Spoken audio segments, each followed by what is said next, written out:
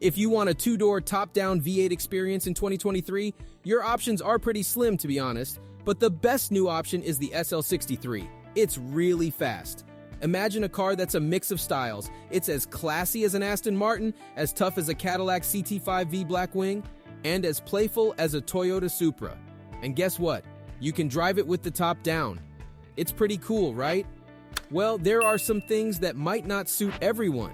It might not catch the eye of people who really care about showing off or those younger than 50. But wow, driving this car feels amazing. Now onto another car, the Jaguar F-Type. It's got a supercharged V8 engine, not the usual twin-turbo V8 that a lot of cars have these days. Here's the deal. Some popular cars with big engines are stopping production. If you're looking for a sleek, two-door sports car with a supercharged V8 made in 2023, this is basically your only choice. And let me tell you, it's a good one. The sound, the power, the excitement, this V8 car has it all. To put it simply, it's all about big smiles for every mile. And did we mention it's crazy fast? It has 575 horsepower, so it can go from 0 to 60 in just 3.5 seconds. This thing moves like a rocket. In the car with all-wheel drive, there's less sliding around the corners, which is nice for keeping control. Even though it's serious in the turns, there's also a fun side to it that makes driving a blast. Unlike some turbo cars, which give sudden bursts of power, this one with the supercharger feels smoother and more predictable. It's like getting to know the car a bit better because you can anticipate how the power will come through. Step on the gas, and it just goes without waiting for anything to kick in. If you push it right when turning, it might slide a tad, giving that thrill without going too crazy. Being so close to the ground, you really get that true sports car feel. Comparing it to the C8 Corvette, some might argue it's a more genuine sports car experience. But that's a whole different discussion.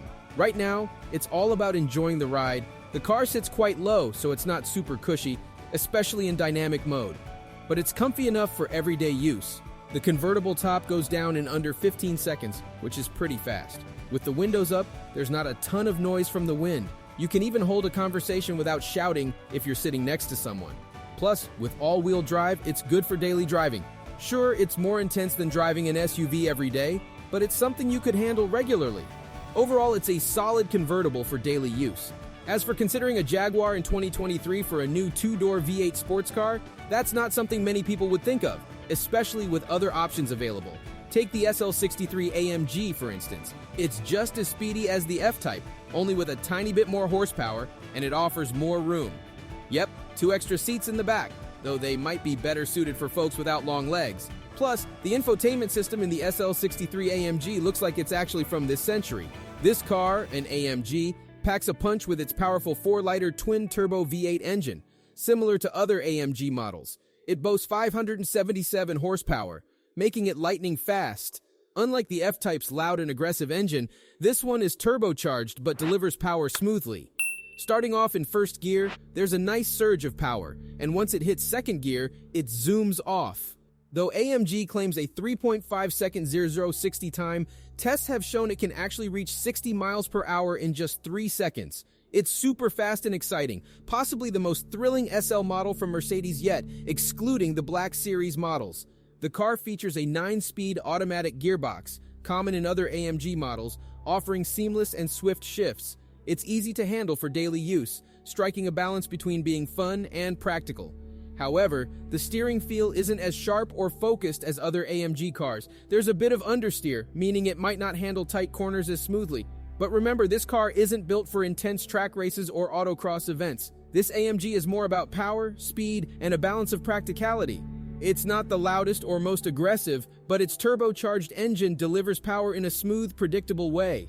With its lightning-fast acceleration, hitting 60 mph in just 3 seconds, it's a thrill to drive. The 9-speed automatic gearbox ensures easy handling for daily commutes while still offering a fun side when needed, though not the sharpest in handling corners. It's not designed for aggressive track driving, focusing more on delivering a powerful and exhilarating driving experience on regular roads. In terms of braking, the standard steel brakes on this car work really well. They grip the road nicely. If you want even more stopping power, you can choose the carbon ceramic brakes as an option. However, unless someone plans to take this car to a racetrack, which most people probably won't do with an SL, it's best to stick with the standard brakes. For everyday street driving, the standard brakes provide excellent stopping power, even during more spirited driving. Comparing the two roadsters, the SL comes across as the more elegant option. Thanks to its air suspension, it offers a smooth ride on the road, effortlessly passing by those who may not appreciate British cars. The combination of all-wheel drive and advanced technology makes the SL feel nearly foolproof, even when pushing it to its limits. Surprisingly, even in race mode with traction control off, the car remains surprisingly compliant. On the other hand, the F-Type stands out as a modern car that skillfully combines analog feel with technology. The majority of functions are controlled by hardware, giving a tactile experience. Climate control, managed through easy-to-use dials for adjusting heated and cooled seats as well as the AC, adds to the user-friendly experience. The setup is straightforward, with clear labels and presentation, making everything easily accessible and eliminating any confusion. The main issue with the car's infotainment system is its screen. It feels really old, like it's from a car made 20 years ago. Using it every day is tough, especially when the top is down and the sun is out. The screen becomes super hard to see. Even though it's outdated, it's pretty easy to figure out and use. But it would be so much better if the F-Type had the same system as the new Land Rovers and Range Rovers. Then it would be almost perfect for the price it's sold at. And it's kind of strange that there's no wireless Apple CarPlay or Android Auto, especially for a fancy car made in 2023. It's the last of its kind. And it's a bit of a letdown that they're ending it this way, with outdated tech and not so great speakers. The speakers in this car aren't good at all. They sound like they belong in a much cheaper car. The sound lacks depth and quality. It's just average. What's worse is that there's no option to upgrade to better speakers. You're stuck with this Meridian sound system, whether you like it or not. If someone were to buy this car, the first thing they'd probably want to do is swap out the sound system for something better, because this one just doesn't do the job well. In the world of cars, there's a preference for a chunkier steering wheel, but the one in this car is on the thinner side. After a couple of days, though, it's something that can be adjusted to. The real issue lies with the paddle shifters. They make a clicky sound and feel a bit cheap. The hope is for something more substantial, like the ones in the new Range Rovers. Setting that aside, everything else inside is pretty great. The seats are comfy with the bonus of heating and cooling features, which is a nice surprise for a car like this. Visibility is good, except for this oddly small mirror that seems like it's just there to meet regulations. Surprisingly, there's ample room in this two-door Roadster, and for half the price of the SL60, the Roadster seems like a solid choice. While the F-Type may seem a bit behind in terms of technology and interior features, this car is packed with all the latest tech. It boasts the newest version of MBUX loaded with features. Even the convertible toggle is on the display. From automatic lane changing to massaging seats, wireless CarPlay and Android Auto, a fingerprint scanner, and a heads-up display. The list goes on. Sometimes it might feel a bit overwhelming with the abundance of tech, but it's hard to argue that anything crucial is missing from the overall experience. Moving on to the infotainment system, there's a notable downside. The screen seems outdated, like it's been taken straight from a 2-decade-old car. This becomes a real challenge on sunny days with the top down. Despite its age, the system is user-friendly, but one can't help but wish for the advanced setup found in the new Land Rovers and Range Rovers, and the absence of wireless Apple CarPlay and Android Auto in a six-figure 2023 vehicle is hard to excuse. It's worth mentioning that this might be the last of its kind, and it's a bit disappointing to see it go out with these tech and speaker shortcomings. The speakers lack depth and fidelity, sounding more like they belong in a much cheaper car. Unfortunately, there's no option to upgrade to a higher-end system, leaving the buyer stuck with the Meridian sound system, prompting thoughts of an immediate sound system upgrade if this car were to be purchased. In this car, the Burmester sound system is way better than the one in the F-Type. When it's at 40 volume, it's as loud as the F-Type at 80%. The low bass in this car is amazing, thanks to a really powerful subwoofer, and the overall sound quality is fantastic. But you'd expect that from a $200,000 car.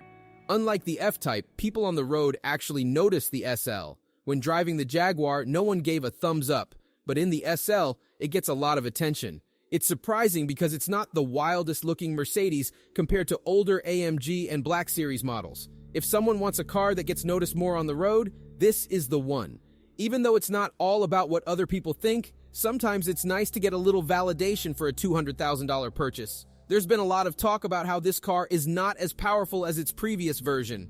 But really, in 2023, having a car that still makes such great sounds without any changes is a win. Just enjoy it while it lasts, because these kinds of things are disappearing. The SL63 in particular stands out as Mercedes' best V8-powered roadster ever. It's lightning fast, super fun to drive, and perfect for long trips. Plus, it's packed with loads of tech features. For around $200,000, if you want something beyond the typical 911 turbo, the AMG SL63 is a solid choice. Now, personally, despite how incredible the SL63 is, the F-Type wins our hearts.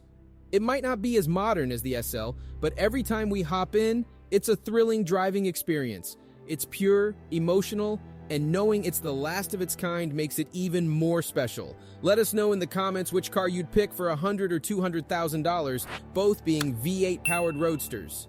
And if you like this video, give it a thumbs up and subscribe for more content like this. Stay tuned for more V8-powered adventures ahead.